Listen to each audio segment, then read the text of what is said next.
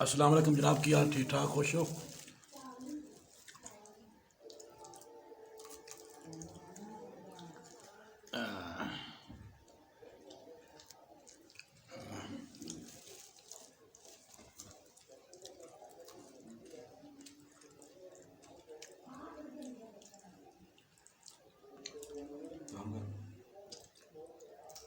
कमाल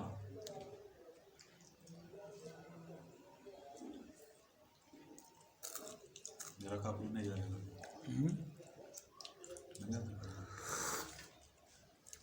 यार ऐसा तो नहीं ला है।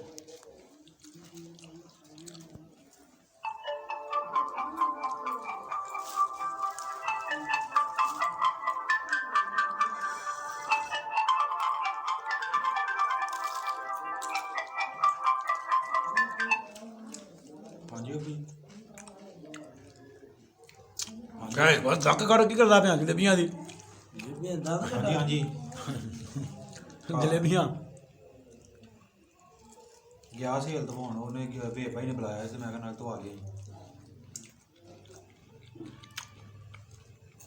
हाँ जी मैं तो गोंगलू ले रहे थे जो आए सी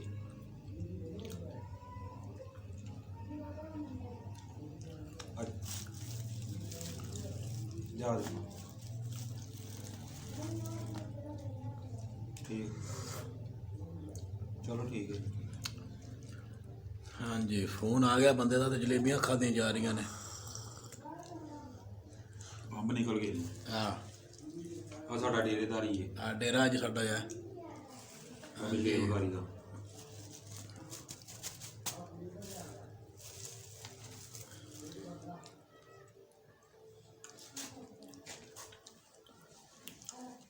यूट्यूब पे आएगा ਹਾਂਜੀ ਲਾਈਕ ਸ਼ੇਅਰ ਤੇ ਸਬਸਕ੍ਰਾਈਬ ਜ਼ਰੂਰ ਕਰ ਦਿਓ ਜੀ ਚੈਨਲ ਨੂੰ ਜਨਾਬ।